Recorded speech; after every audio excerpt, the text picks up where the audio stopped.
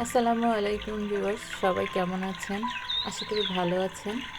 আজকে একটা রেসিপি নিয়ে এলাম, ধুন্দল দিয়ে মাছের তরকারি। প্রথমেই এর জন্য লাগবে আমাদের ধুন্দল, মাছ, তারপরে মশলাপাতি আর ধনেপাতা, টমেটো।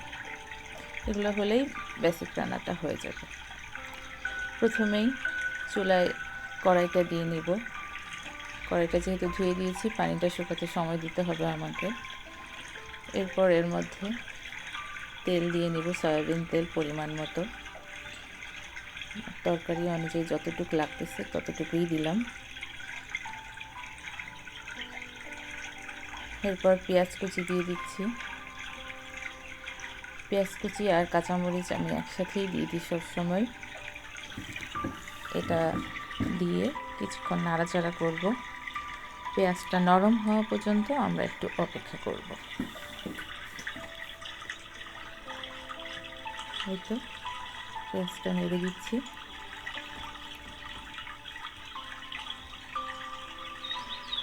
এটা আবার নরম হয়ে গেছে। এর মধ্যে একটু রসুন বাটা দিব। রসুন বাটাটা অবশ্যই দিতে হবে, যেহেতু কাঁচা মাছ নিয়েছি, মাছটা ভেজে নিইনি। রসুন বাটাটার পরিমাণ মতো দিলাম। একটু আদা বাটাও দিলাম। আদা বাটাটা ইচ্ছা করলে না দিলেও পারেন, কিন্তু আমি দিই, সমস্যা হয় না, ভালোই লাগে আমার কাছে খেতে। তারপরে জিরা বাটা দিলাম। পরিমাণ মতো লবণ দিলাম। লবণটা খুব বেশি দিব না, পরে যখন চেখে দেখব টেস্ট কম লাগলে বা লবণটা কম হলে আবার দেওয়া যাবে। একবারে বেশি দিলে আবার তখন কিছু করার থাকে না। এরপর হলুদ মরিচের গুঁড়া দিয়ে এটাকে একটু ভাজা ভাজা করে নিব। তারপর সামান্য পানি দিয়ে মশলাটা ভালো মতো কষিয়ে নিব। মাছ রান্না করার প্রথম শর্তই হচ্ছে মশলা কষানো।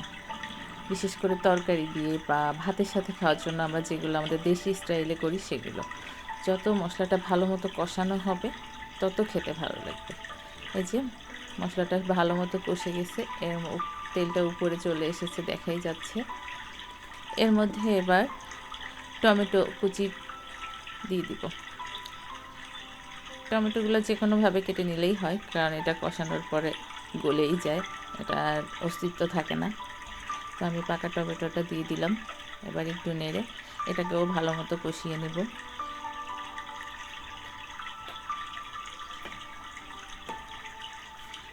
টমেটোটা ভালো মতো কষে গেছে, উপরে তেল উঠে আসছে।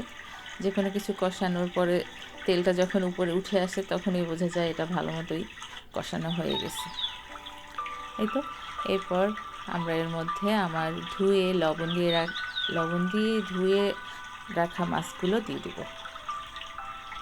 আমি আমার মাছের পিসগুলা ছোট ছোট করে নিছি, কারণ বড় বড় পিস মাছ আমি ভেজে ছাড়া রান্না করতে আমার ভালো লাগে না, কেন যেন মনে হয় ভিতরে মশলা ঢুকে নেই। এই জন্য আমি মাছগুলোকে ছোট ছোট পিস করে নিছি। আর ধুন্দলের সাথে এই সাইজের মাছটাই বেশি ভালো লাগে, দেখতেও সুন্দর লাগে। ধুন্দলও যেহেতু ছোট ছোট থাকে, তো মাছটাকে ছোট ছোট করে দিলেই আমার কাছে ভালো লাগে, খেতেও ভালো লাগে, মশলাটাও ঠিক মতো সব জায়গায় যায়। এটা আপনাদের ইচ্ছা অনুযায়ী, আপনারা চাইলে এটাকে বড় করেও রাখতে পারেন। এটা আমি ছোট করে নিয়েছি। এবার মাছটাকে ভালো মতো কষাতে দিতে হবে। একটু সময় নিয়ে মাছটা ভালো মতো কষানো হলে তারপরে মাঝে মাঝে একটু নেড়ে চেড়ে দিব। মাছটা অনেকটাই কষে আসছে, এই তো দেখতে পাচ্ছেন মাছটা নরম হয়ে গেছে, মশলাটাও এর ভিতরে ঢুকে গেছে।